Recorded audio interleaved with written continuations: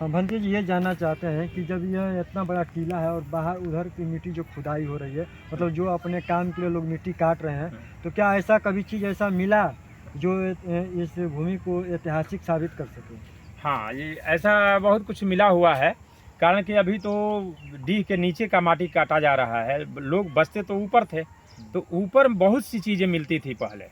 यहाँ से मेष गाड़ी जो अशोक काल में मौर्यन काल का जो चीज़ है, और मृदभाण जो मौर्यन काल का चीज़ है, वो सब चीज़ यहाँ से मिला है।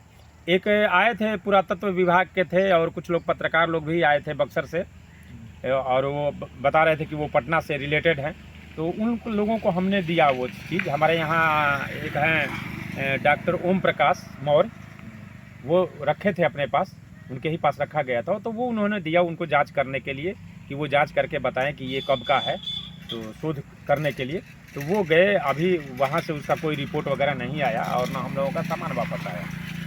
और ये चीज़ जो है यहाँ अभी जो देख रहे हैं कि खुदाई हुआ है, तो यहाँ डीह ऊंचा है, मिट्टी की ज़रूरत पड़ती है, तो लोग यहाँ से जिसका भाई ज़मीन है वो अपना कटवा के ले जाता है। तो अभी भी जो यहाँ मिट्टी बेचा गया है, चाहे कटाई हुआ है, इसमें से शायद लोग बता रहे थे कि इसमें से जांत निकला हुआ है। जांत, आटा चक्की जो होता है, वो जांत निकला हुआ है, और कुछ चीज़ें निकली हुई हैं। तो वो जिसका है वो अपने पास रखा हुआ है। यानी इसका देख रेख कोई नहीं, जो जिसको जो मिलता है वो हाँ, अपना जो ले जिसको जाता जो है। मिलता है वो ले जाता है, ऐसा कुछ नहीं। ठीक। और एक चीज़ और है, ये हमारे यहाँ भगवान बुद्ध के ज़माने का एक पोखरा भी है, तालाब। अच्छा। हाँ, तो वो तालाब जो है, वो तालाब के बारे में लोग बताते हैं कि अभी 200 साल लगभग हो गया। हम एक बार काल गणना किए थे अपने पूर्वजों के हिसाब से, तो लगभग 200 साल पुराना ये पोखरा है। और 200 साल पहले जब यहाँ अंग्रेज़ों का शासन था, तो उस समय जमींदारी प्रथा थी, और बगल में इटाढ़ी प्रखंड में एक गांव है लोहनी।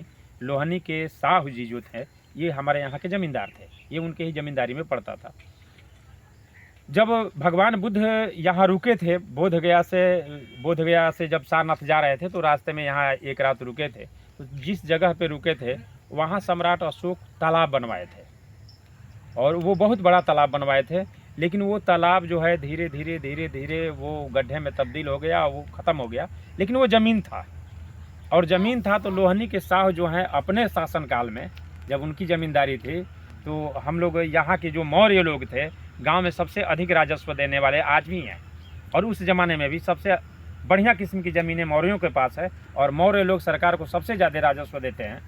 तो मौर्यों के क्षेत्र में ही वो पोखरा था।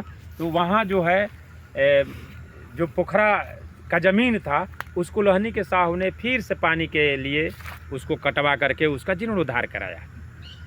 तो बुद्ध आए थे, तो सम्राट अशोक ने पोखरा बनवाया, उसी ज़मीन में पुनः पोखरा बना, लोहनी के साहू ने उसको जीर्णोद्धार करा दिया। तो आज भी इस पोखरे को लोगों से आप पूछेंगे तो लोग कहेंगे कि लोहनी के साहू का पोखरा है, लोहनी के साहू का बनवाया हुआ है। लेकिन हम उनका लोहनी के साहू जो हैं, उनका भी हम शुक्रगुजार हैं कि उन्होंने इस फिर से इतिहास को उजागर किया, इसको स्थापित किया। हाँ, फिर से स्थापित करने का काम किया। और धन्यवाद।